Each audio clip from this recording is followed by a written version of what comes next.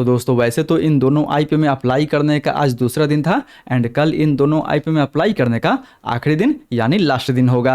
And इसीलिए आज के इस वीडियो में हम लोग बात करेंगे इन दोनों आईपीओ के फाइनल डिसीजन के बारे में कि हमें कौन से आईपीओ को अप्लाई करनी चाहिए, कौन से आईपीओ को अवॉइड करनी चाहिए। जी हाँ दोस्तों, बात करेंगे कि किस आईपीओ में हमें बेटर अलॉटमेंट चांस देखने को मिल सकता है एंड किस आईपीओ में इवन हमें बेटर लिस्टिंग्स देखने को मिल सकता है। साथ ही साथ आज क्लोज हुए आईपीओ यानी मिल्की मिस्ट के अलॉटमेंट चांस के बारे में बात कर लेंगे कि जो लोग मिल्की मिस्ट आईपीओ में अप्लाई किए हैं उनका इन आईपीओ में अलॉटमेंट चांस क्या रहेगा, अलॉटमेंट इसका कहाँ, कब और कैसे चेक करना है, अलॉटमेंट किसको मिलेगा, कितना लिस्टिंग्स मिल सकता है, सब कुछ हम लोग इस वीडियो में दोस्तों डिटेल में बात करने वाले हैं। हालांकि इसके अलॉटमेंट चांस के बारे में तो हम लोग बाद में डिस्कशन कर लेंगे, बट दोस्तों अगर सबसे पहले हम लोग बात कर लेते हैं इन दोनों आईपीओ के फाइनल डिसीजन के बारे में, ताकि दोस्तों कल जब ये दोनों आईपीओ क्लोज होगा तो आपके पास एक बेटर स्ट्रेटजी होगा कि किस में आपको अप्लाई करनी चाहिए, किस में आपको अवॉइड करनी चाहिए। तो चलिए सबसे पहले दोस्तों बात कर लेते हैं इन दोनों आईपीओ के अभी तक के लेटेस्ट डिमांड के बारे में कि फिलहाल मार्केट में इन दोनों आईपीओ का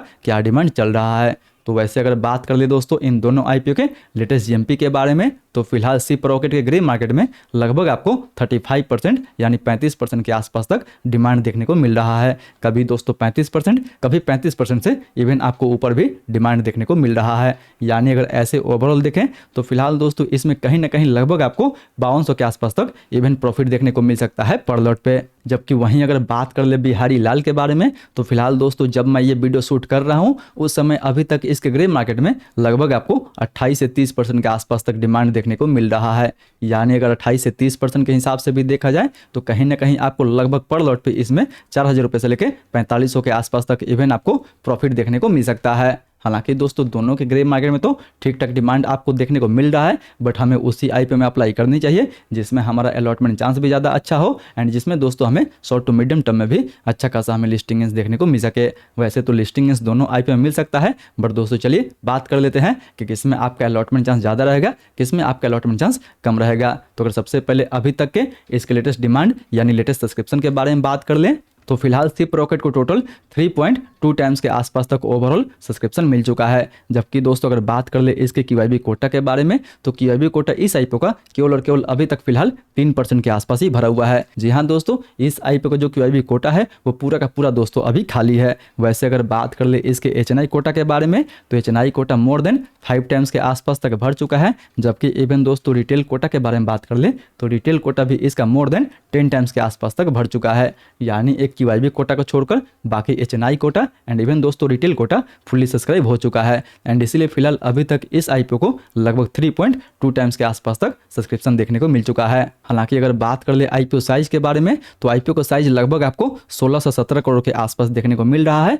एंड दूसरे दिन ही अभी लगभग इसको 3.2 टाइम्स के आसपास तक सब्सक्रिप्शन मिला हुआ है, जो कि दोस्तों बिल्कुल ठीक ठाक माना जाएगा इस आईपीओ के लिए, क्योंकि किसी भी आईपीओ में बड़े इन्वेस्टर्स यानी क्यूआईबी का सब्सक्रिप्शन जो है वो दोस्तों तीसरे दिन ही हमें देखने को मिलता है। एंड फिलहाल अभी क्यूआईबी कोटा इसका 3% के आसपास ही भरा हुआ है, जो कि दोस्तों उम्मीद है कि तीसरे दिन भी इसको हमें ठीक ठाक क्यूआईबी कोटा में भी सब्सक्रिप्शन देखने को मिल सकता है। हालांकि अगर बात कर ले बिहारी लाल के बारे में, तो फिलहाल इस आईपीओ का तो साइज लगभग आपको 302 करोड़ के आसपास तक रखा गया था, जबकि इस आईपीओ को टोटल लगभग वहीं 8.5 टाइम्स के आसपास तक ओवरऑल सब्सक्रिप्शन मिल चुका है। जिसमें अगर क्यूआईबी कोटा के बारे में बात कर ले तो क्यूआईबी कोटा ऑलमोस्ट 3 टाइम्स के आसपास तक, एचएनआई कोटा ऑलमोस्ट 12 टाइम्स के आसपास तक एंड इवन दोस्तों रिटेल कोटा इस आईपीओ का वही ऑलमोस्ट 10 टाइम्स के आसपास तक भर चुका है। यानी अगर इसको हम सिप रॉकेट से कंपेयर करते हैं तो दोनों का जो इवन दोस्तों रिटेल कोटा है वो अभी देखा जाए तो सिमिलर सब्सक्राइब हुआ है। यानी रिटेल कोटा सिप रॉकेट का भी 10 टाइम्स के आसपास तक भरा हुआ है, जबकि बिहारी लाल का भी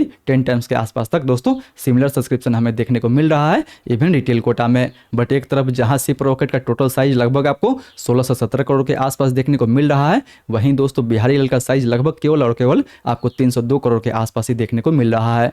एंड वैसे तो बिहारी लाल में रिटेल के लिए 35% के आसपास कोटा दिया गया है, जबकि सिप रॉकेट एक लॉस मेकिंग कंपनी है, इसलिए इसमें रिटेल के लिए केवल और केवल 10% के आसपास ही कोटा दिया गया है। यानी अगर आप ऐसे देखते हैं, यानी अगर आप रिटेल कोटा में अप्लाई करते हैं तो दोस्तों रिटेल के लिए इसमें लगभग केवल और केवल 161 करोड़ का जो फंड होगा वही रिजर्व रखा गया है। जबकि बिहारी लाल के बारे में बात कर लें तो आईपीओ का साइज 302 करोड़ के आसपास है, रिटेल के लिए 35% के आसपास कोटा दिया गया है, इसलिए लगभग 105 करोड़ के आसपास जो फंड होगा वो रिटेल के के लिए रिजर्व रखा गया है। हालांकि रिटेल कोटा में अभी फिलहाल दोनों का सब्सक्रिप्शन ठीक ठाक यानी 10 टाइम्स के आसपास तक देखने को मिल रहा है, बट दोस्तों उम्मीद है कि सिप रॉकेट में इवन आपको ज़्यादा सब्सक्रिप्शन देखने को मिल जाएगा तीसरे दिन इवन रिटेल कोटा में। इसलिए दोस्तों अगर आप रिटेल कोटा में अप्लाई करते हैं सिप रॉकेट में तो मे भी इसमें आपका जो अलॉटमेंट चांस है वो थोड़ा सा कम रह सकता है, बट दोस्तों आपको इसमें जो है वो लिस्टिंग गेंस भी काफ़ी बेटर मिल जाएगा एंड इवन दोस्तों शॉर्ट टू मीडियम टर्म के लिए भी ये आईपीओ काफ़ी बेटर हो सकता है। जबकि अगर आप बिहारी लाल में अप्लाई करते हैं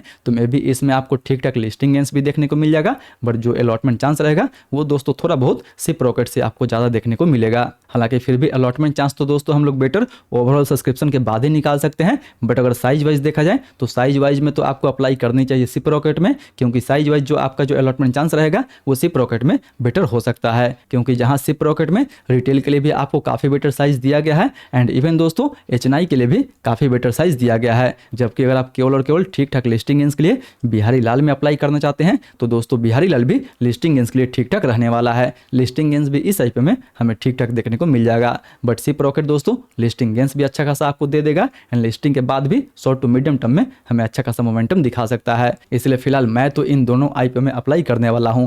सिप रॉकेट में मैं इवन लिस्टिंग गेंस के लिए एंड इवन शॉर्ट टर्म के लिए भी अप्लाई करूंगा। बाकी बिहारी लाल में तो दोस्तों केवल और केवल मैं लिस्टिंग गेंस के लिए अप्लाई करने वाला हूं।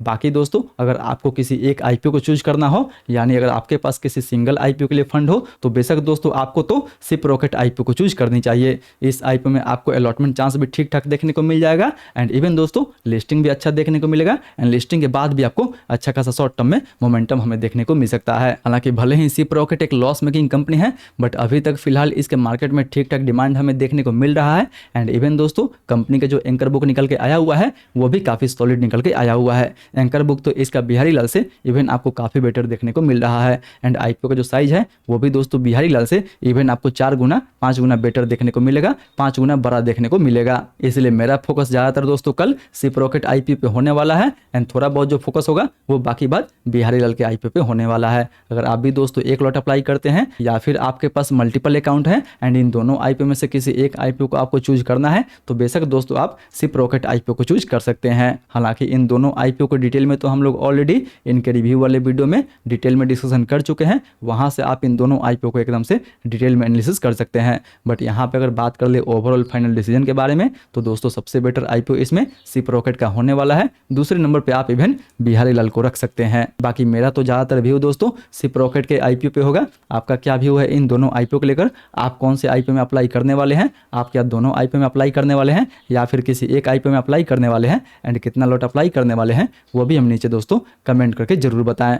वहीं अगर बात कर ले आज के क्लोजिंग वाले आईपीओ यानी दूध वाला आईपीओ दोस्तों मिल्की मिस्ट आईपीओ के अलॉटमेंट चांस के बारे में, तो फिलहाल आज इस आईपीओ को काफ़ी बम्पर रिस्पॉन्स के साथ क्लोजिंग मिला हुआ है। जी हाँ, आईपीओ का साइज लगभग 1553 करोड़ के आसपास तक रखा गया था एंड फिलहाल टोटल इस आईपीओ को लगभग आज 60 टाइम्स यानी 60 गुना के आसपास तक ओवरऑल सब्सक्रिप्शन मिला हुआ है। जिसमें अगर क्यूआईबी कोटा के बारे में बात कर ले तो क्यूआईबी कोटा इसका ऑलमोस्ट 164 टाइम्स के आसपास तक, एचएनआई कोटा वही ऑलमोस्ट 37 टाइम्स के आसपास तक एंड इवन दोस्तों अगर बात कर ले रिटेल कोटा के बारे में तो रिटेल कोटा इस आईपीओ का लगभग आपको 7.5 टाइम्स के आसपास तक सब्सक्राइब हुआ है। यानी अगर इस आईपीओ में दोस्तों रिटेल के अलॉटमेंट चांस के बारे में बात कर ले तो किसी 7 लोगों में से एक को इस आईपीओ का दोस्तों अलॉटमेंट देखने को मिलेगा। जी हाँ, किसी 7 लोगों में से एक को इस आईपीओ का अलॉटमेंट दोस्तों देखने को मिल जाएगा एंड इस हिसाब से अगर बात कर ले हम लोग इसके अलॉटमेंट परसेंटेज के बारे में तो वही इसका अलॉटमेंट परसेंटेज लगभग आपको 14 से 15% के आसपास देखने को मिलेगा। यानी लगभग हर 100 लोगों में से किसी 14-15 को इस आईपीओ का अलॉटमेंट देखने को मिल जाएगा। जबकि वहीं अगर बात कर ले दोस्तों एचएनआई के बारे में तो इसका एप्लीकेशन वाइज बिग एचएनआई वही लगभग 8 गुना के आसपास यानी 8 गुना के आसपास तक सब्सक्रिप्शन मिला हुआ है। जबकि अगर बात कर ले दोस्तों स्मॉल एचएनआई के बारे में तो स्मॉल एचएनआई इस आईपीओ का वही 31 गुना के आसपास तक सब्सक्राइब हुआ है। यानी बिग एचएनआई में किसी 8 में से किसी एक को इस आईपीओ का अलॉटमेंट मिलने वाला है, जबकि दोस्तों स्मॉल एचएनआई में किसी 31 लोगों में से किसी एक को इस आईपीओ का अलॉटमेंट मिलने वाला है। यानी वैसे अगर अलॉटमेंट चांस देखा जाए तो सबसे बेटर इस आईपीओ में अलॉटमेंट चांस जो निकल के आ रहा है वो दोस्तों आ रहा है रिटेल में, दूसरे नंबर पे बिग एचएनआई में एंड दोस्तों सबसे जो मुश्किल अलॉटमेंट है वो आपको देखने को मिलेगा इवन आपको स्मॉल एचएनआई में। स्मॉल एचएनआई में जो अलॉटमेंट चांस रहने वाला है वो दोस्तों इवन काफ़ी मुश्किल होने वाला है। इसलिए अब अगर बात कर ले इसके अलॉटमेंट के बारे में तो दोस्तों इसका अलॉटमेंट कल यानी फ्राइडे को इसका अलॉटमेंट आपको देखने को मिल जाएगा। एंड वैसे अगर बात करें कि इसका अलॉटमेंट कहाँ चेक करना है तो दोस्तों इसका अलॉटमेंट आपको इवन केफ इनटेक के साइट पर चेक करना है। सो अब देखते देखते हैं कि कल किस किस को अलॉटमेंट मिलता है एंड किस किस को दोस्तों अच्छा खासा प्रॉफिट होता है। वैसे अगर बात कर ले फिलहाल अभी तक इसके लेटेस्ट जीएमपी के बारे में, तो फिलहाल अभी तक तो इसके ग्रे मार्केट में लगभग 20% के आसपास तक हमें डिमांड देखने को मिल रहा है। यानी अगर आपको ये आईपीओ मिलता है तो दोस्तों लगभग आपको पर लॉट पे 3000 के आसपास तक इजी प्रॉफिट देखने को मिल सकता है। सो आप हमें नीचे कमेंट करके बताइए कि आप इस आईपीओ में अप्लाई किए हैं या फिर नहीं किए हैं। अप्लाई किए हैं तो कितना लॉट अप्लाई किए हैं, सब कुछ दोस्तों आप इवन हमें नीचे कमेंट करके बता सकते हैं। वही मैं अपना बताऊं तो दोस्तों मैं भी इस आईपीओ में फुल फोर्स के साथ आज 7 लॉट पूरा अप्लाई किया हूं। देखते हैं कि कल इसमें अलॉटमेंट मिलता है या फिर नहीं मिलता है। बाकी आपका भी जो ओपिनियन है वो दोस्तों नीचे हमें कमेंट करके बता सकते हैं।